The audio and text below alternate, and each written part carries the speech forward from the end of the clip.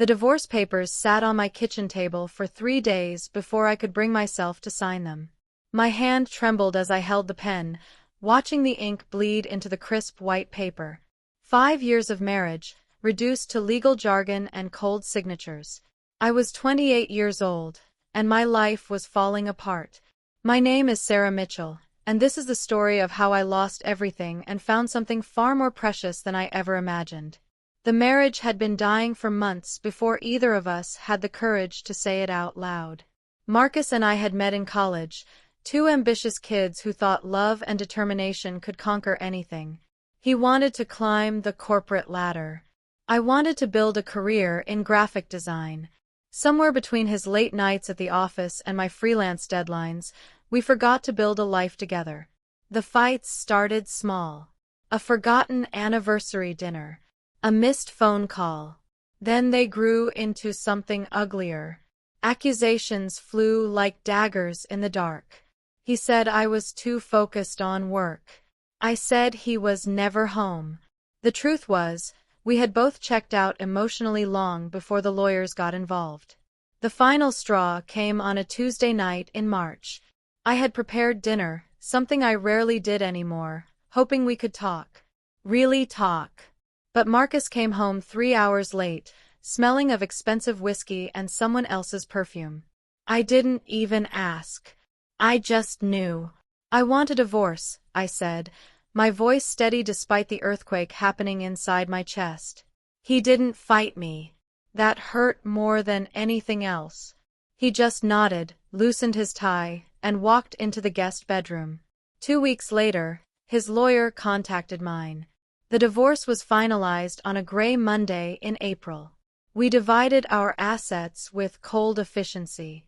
He kept the downtown loft we had bought together. I took the savings account and moved into a modest one-bedroom apartment across town. Our friends chose sides. Most of them chose him. I didn't blame them. Marcus was charismatic, successful, and knew how to play the victim. I threw myself into work, taking on every project I could find.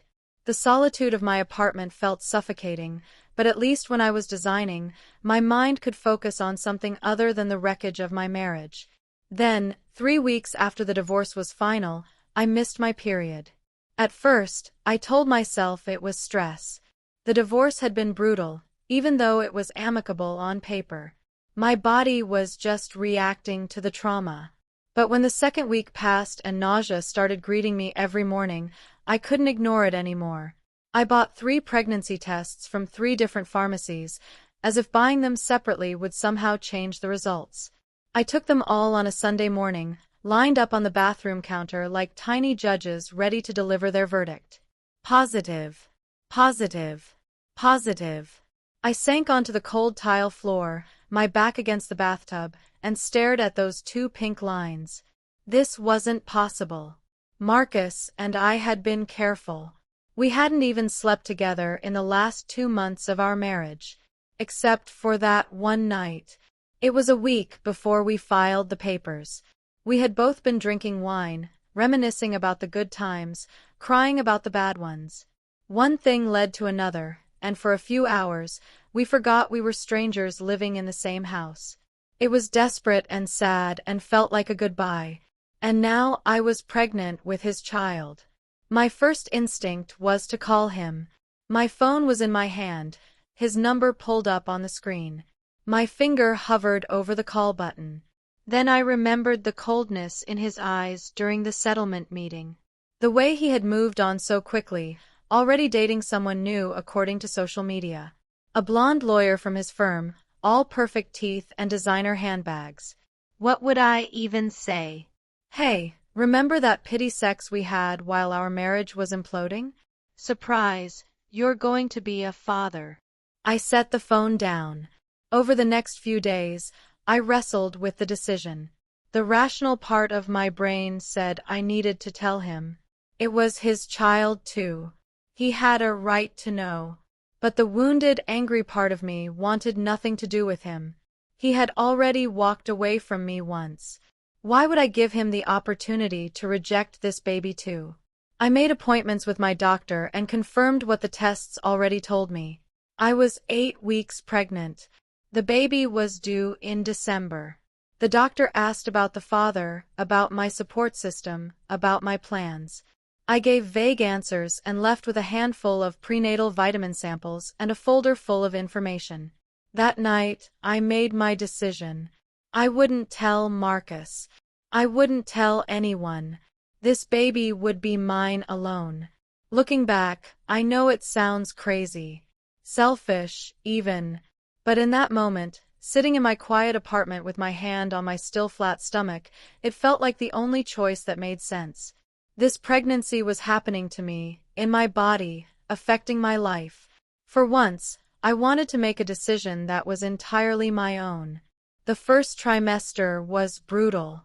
Morning sickness was a cruel misnomer because I was sick all day, every day. I kept crackers in my desk drawer and ginger tea in my bag. I learned to excuse myself from video calls when the nausea hit. Working from home became my salvation. Nobody could see me running to the bathroom or lying on the couch with a cold compress on my forehead. I told my clients I was taking a step back from large projects due to personal reasons. Most of them were understanding. A few found other designers. I tried not to panic about the lost income, but late at night, I would lie awake doing mental calculations. Rent, utilities, medical bills, baby supplies. The numbers danced in my head like menacing specters. My mother called every week, the same conversation on repeat. "Sarah, honey, are you eating enough? You sound tired. Have you been going out? You can't just hide in that apartment forever." If she only knew. I wanted to tell her. My mom and I had always been close, and keeping this secret felt like swallowing glass. But my mother loved Marcus. She had cried at our wedding, told me I was marrying a good man. When I told her about the divorce, she had been devastated. She kept suggesting counseling, reconciliation, second chances. How could I tell her I was pregnant with her ex-son-in-law's baby? She would insist I tell him. She would make it into a big production. The secret would unravel, and I couldn't handle that. Not yet. So I lied. "I'm fine, Mom. Just busy with work. I'll visit soon." Soon became a promise I kept pushing further into the future. By the second trimester, the nausea finally subsided, replaced by a strange sense of calm. My body was changing in ways both beautiful and terrifying. I developed a small bump that I hid under loose sweaters and oversized shirts. I felt the first flutter of movement one evening while watching television, a sensation like butterflies trapped beneath my skin. I gasped, pressing my hand to the spot, tears streaming down my face. "Hello, little one," I whispered. "It's just you and me." The isolation was hardening into something solid inside me. I had always been independent, but this was different. This was choosing solitude. I stopped accepting invitations to the few social events I was invited to. I unfollowed Marcus and his new girlfriend on social media. I created a bubble around myself and the growing life inside me. My doctor appointments became the only times I interacted with people who knew about the pregnancy. Dr. Chen was a kind woman in her 50s who asked gentle questions and never pushed when I deflected. She knew I was alone. She probably knew there was more to the story than I was telling. But she respected my privacy and focused on keeping me and the baby healthy. "Everything looks good," she would say, moving the ultrasound wand across my belly. "Strong heartbeat. Growing right on schedule." I would stare at the grainy black and white images on the screen, marveling at the tiny human taking shape inside me. 10 fingers, 10 toes, a perfect little nose. My baby. Mine alone to protect and love and raise. The practical preparations began in my 5th month. I couldn't afford a fancy nursery, but I could create a space in the corner of my bedroom. I bought a crib secondhand and painted it white. I found baby clothes at thrift stores and washed them in gentle detergent until they were soft as clouds. I read every parenting book I could find, highlighting passages and taking notes like I was preparing for the most important exam of my life. Friends from my old life occasionally reached out. Hey, we haven't seen you in forever. Want to grab coffee? I made excuses. Work deadlines. Family obligations. Feeling under the weather. Eventually, they stopped asking. I watched my social circle shrink until it was just me and my unborn child. There were moments of crushing loneliness. Late nights when the baby would kick and I would have nobody to share the moment with. I would place my hand on my belly and talk to the little one, my voice the only sound in the apartment. I'm sorry you won't have a father around, I would say. But I promise I'll love you enough for two parents. I promise I'll be everything you need. I wondered if I was being fair. Every child deserved to know both parents, didn't they? But then I would remember Marcus's face when he signed the divorce papers. The relief in his eyes. He had wanted out. He had chosen a life without me. Why would he want the complication of a child? Still, guilt gnawed at me. At night, I would dream of him finding out years later, the betrayal in his eyes, my child asking why I had kept such a monumental secret. I would wake up sweating, my heart racing, questioning everything. But morning would come, and with it, my resolve would harden again. This was my decision to make. My body, my baby, my choice. The third trimester brought new challenges. My belly was impossible to hide now, round and prominent. I stopped taking video calls altogether, conducting all business through email and phone calls. I ordered groceries online. I became a ghost, existing only in digital spaces while my body prepared for the most physical experience of my life. Financial anxiety became a constant companion. My savings were dwindling faster than I had anticipated. Medical bills piled up despite my insurance. I had to face facts. I needed help.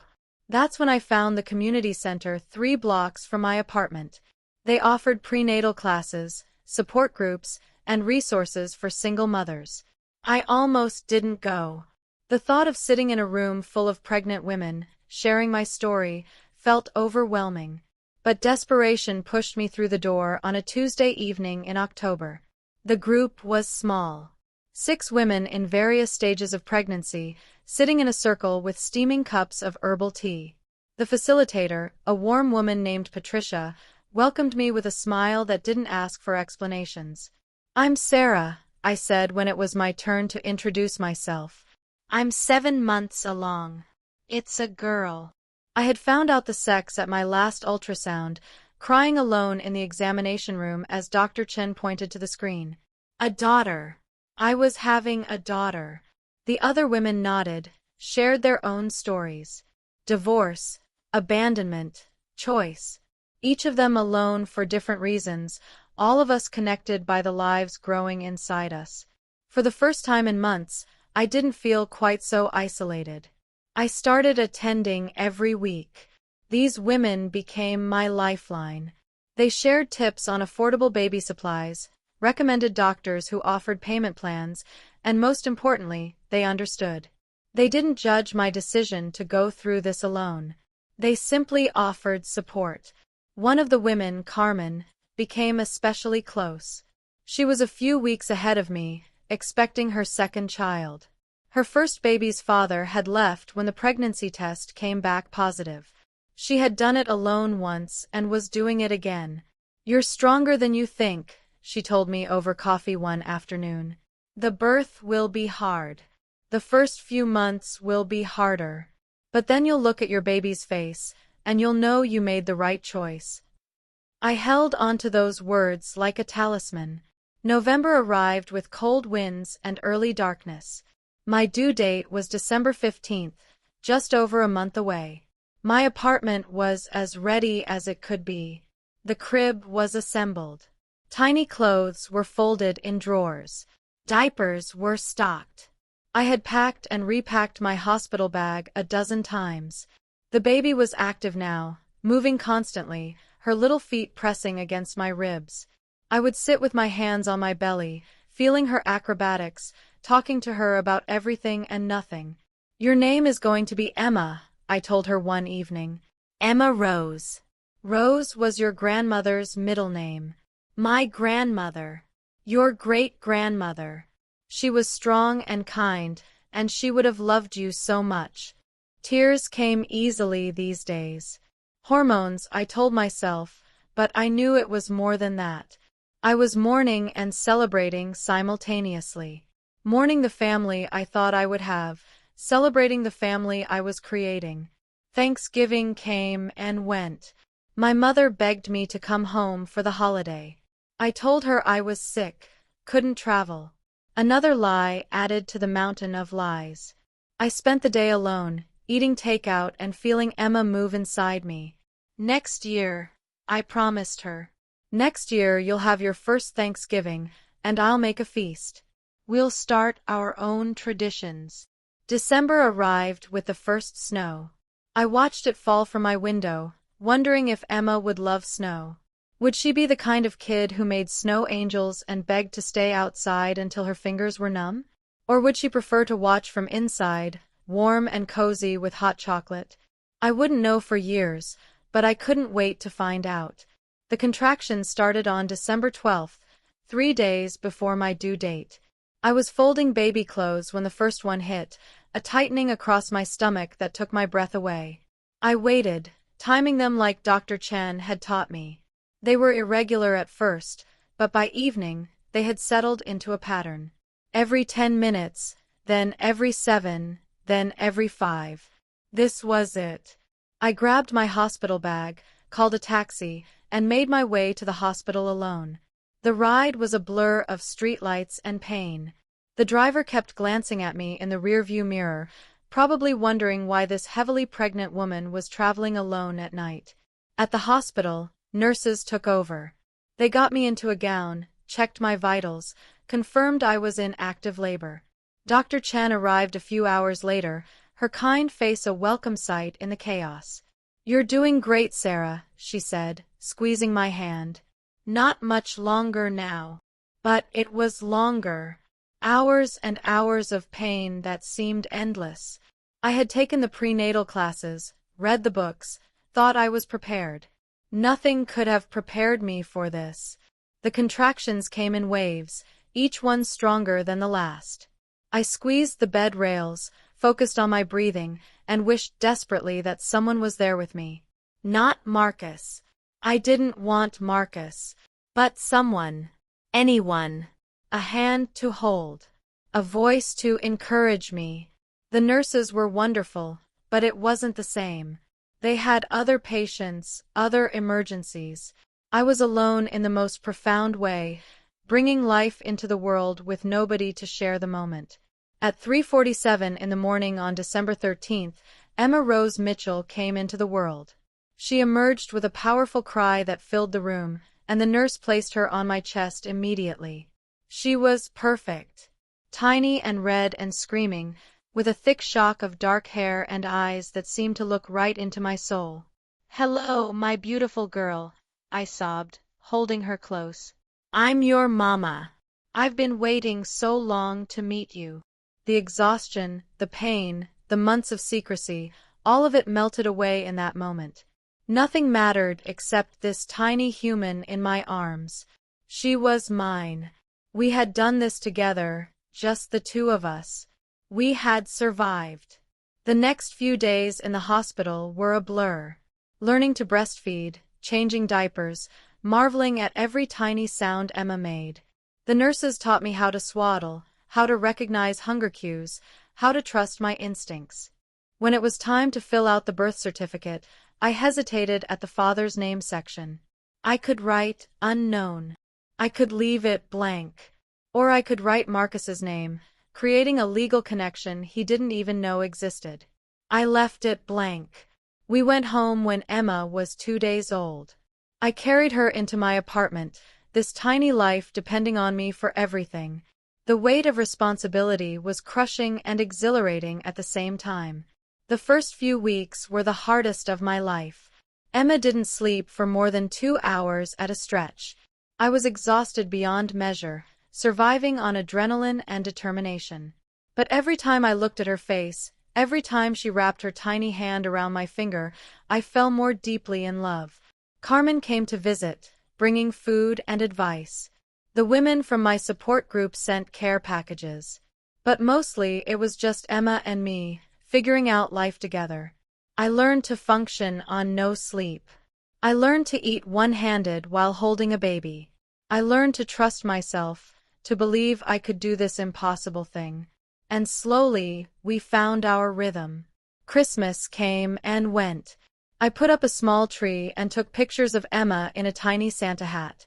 I sent the photos to my mother with a simple caption, "Surprise! Meet your granddaughter." My phone rang 30 seconds later. "Sarah Elizabeth Mitchell, what have you done?" My mother's voice was a mix of shock, joy, and anger. "I had a baby, Mom." "I can see that. When? How? Why didn't you tell me?" The questions came rapid fire. I answered them as best I could, leaving out the details about Marcus. I told her I had wanted to do this alone, that I needed to prove to myself that I could. It wasn't the whole truth, but it was true enough. "I'm coming to visit," she declared. "Tomorrow. I'm booking a flight right now. Don't you dare try to stop me." I didn't. Part of me was relieved. I needed help, needed family, needed to stop carrying this burden alone. My mother arrived like a whirlwind, scooping Emma into her arms and crying over her granddaughter. She was hurt that I had kept this from her, but her anger melted the moment Emma grasped her finger. "She's perfect," Mom whispered. "Absolutely perfect. She has your eyes. And Marcus's nose," I said quietly. It was the first time I had acknowledged it out loud. My mother's head snapped up. "Marcus? Marcus is the father." I nodded, waiting for the lecture about responsibility, about telling him, about doing the right thing. Instead, she sat down heavily on the couch, still holding Emma. "Does he know?" "No." "Are you going to tell him?" "I don't know." We sat in silence for a long moment, 3 generations of Mitchell women in my tiny apartment. "It's your decision," my mother finally said. "I don't agree with it, but I understand it. He hurt you badly, Sarah. I see that now. I pushed too hard for you two to work things out. I'm sorry." Her apology broke something open inside me. I cried for the first time since Emma was born, months of held tears finally released. "I was so scared, Mom. I'm still scared." "I know, baby. I know. But you're not alone anymore. I'm here. And you've already proven you can do this. Look at her. She's healthy and beautiful, and that's all you." My mother stayed for 2 weeks, helping with Emma, cooking meals, letting me sleep. It was the lifeline I hadn't known I desperately needed. When she left, I felt stronger, more capable. The months passed in a blur of milestones. Emma's first smile. Her first laugh. The way she would track my face across a room, her eyes lighting up when she saw me. Every moment was precious, every day a new adventure. I still thought about Marcus sometimes. Wondered what he would think if he knew. Wondered if Emma would ever ask about her father. I had no good answers yet, but I was working on them. One evening in March, when Emma was 3 months old, I was scrolling through social media during one of her rare naps. I had started to emerge from my isolation, reconnecting with the world little by little. That's when I saw the post. Marcus and his girlfriend, the blonde lawyer, announcing their engagement. The photo showed them at some fancy restaurant, her hand prominently displayed with a massive diamond ring. I waited for the stab of jealousy, the anger, the regret. But it didn't come. Instead, I felt only a profound sense of relief. He had moved on completely. His life was on a different trajectory now. There was no space in it for the complications of the past. I looked over at Emma, sleeping peacefully in her bassinet, her tiny chest rising and falling with each breath. This was my life now. This beautiful, exhausting, incredible life. I had made it by myself, through sheer will and determination. Marcus's engagement changed nothing, but it did clarify something. One day, Emma would ask about her father. She deserved to know the truth, or at least as much of it as I could give her. Not now, not for years, but eventually. When that day came, I would tell her about the good parts of Marcus. His intelligence, his ambition, his charming smile. I would tell her that he and I loved each other once but grew apart. I would tell her that I chose to have her on my own because I wanted her so desperately, wanted her enough to face the fear and uncertainty alone. I would tell her that she was wanted. So very, very wanted. And I would tell her that sometimes the family we create doesn't look like the family we imagined. Sometimes it's smaller, quieter, different. But it's no less valid. No less full of love. Emma stirred in her sleep, making the little grunting sounds that meant she would wake soon, ready to eat. I set my phone aside and prepared for her feeding, this routine we had perfected together. As I lifted her into my arms, her eyes blinking open, I felt a surge of fierce protectiveness. This was my daughter. I had grown her in my body, brought her into the world, and kept her safe. Whatever challenges lay ahead, we would face them together. "Good morning, sweet girl," I whispered, kissing her soft forehead. "Did you have good dreams?" She answered with a gurgling coo that melted my heart, as everything she did melted my heart. The decision to keep my pregnancy secret had been born from pain and anger and fear. It wasn't perfect. It probably wasn't even right. But it had led me here, to this moment, with this incredible little person who depended on me for everything. I had learned things about myself I never would have discovered otherwise. I was stronger than I believed. I was capable of immense love. I could survive impossible situations and come out whole on the other side. Did I regret not telling Marcus? Sometimes. Late at night when Emma was sick and I was scared. During the hard moments when having a partner would have made things easier. But regret was useless. I had made my choice, and now I had to live with it, for better or worse. The future stretched ahead, full of unknowns. How would I explain this to Emma when she was old enough to ask real questions? What if Marcus found out somehow? What if Emma wanted to know her father when she was older? I didn't have answers. All I had was love and determination and a promise to always do what I believed was best for my daughter. As spring turned to summer and Emma grew from a tiny newborn into a chunky, happy baby, I started to rebuild my life. I took on more design work. I reconnected with old friends, introducing them to Emma with a mixture of pride and trepidation. Most of them were shocked but supportive. A few drifted away, unable to understand my choices. I made peace with the fact that my life would never look conventional. Single motherhood was my reality, and I embraced it. Emma and I were a team, a unit of two against the world. There were still hard days. Days when the exhaustion felt crushing, when the bills piled up faster than the money came in, when I questioned every decision I had made. But there were far more good days.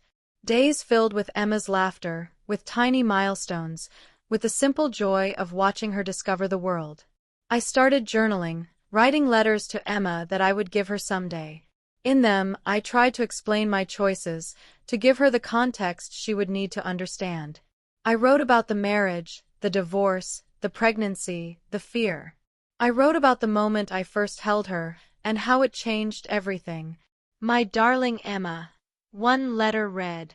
By the time you read this, you'll probably be angry with me. You'll have questions I can't fully answer. You might resent the choices I made. That's okay. I can handle your anger. What I couldn't handle was not having you at all. You are the best decision I ever made, even if I made it in the messiest way possible. I love you beyond measure, beyond reason, beyond anything I ever thought possible. You made me a mother, and that is the greatest gift I have ever received. Writing those letters was cathartic, a way to organize my thoughts and prepare for the difficult conversations that would inevitably come. Now, as Emma approaches her first birthday, I look back on this journey with a complex mix of emotions. Pride in what I accomplished, sadness for what was lost, gratitude for what was gained, guilt for the secrets I've kept, love beyond measure for the tiny human who changed everything. I didn't tell anyone I was pregnant after the divorce, and I had my baby alone. It was the hardest thing I've ever done. It was also the most rewarding. I learned that family is what you make it, that strength comes from unexpected places, and that love can grow even in the darkest soil. Emma is sitting in her high chair now, smashing pieces of banana into her mouth and hair with equal enthusiasm. She grins at me, showing off her 4 tiny teeth, and my heart swells so big it feels like it might burst. "Mama," she babbles, though I know it's not intentional yet, just sounds she's experimenting with. "That's right, baby girl. Mama's here. Mama's always here. And I will be.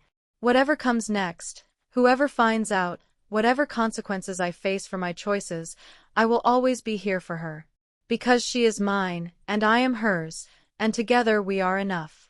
This is my story. Our story. It's messy and complicated and unconventional. But it's ours, built from secrets and strength, solitude and love. And I wouldn't change a single moment. Well, maybe I would change a few moments. But not the end result. Never the end result.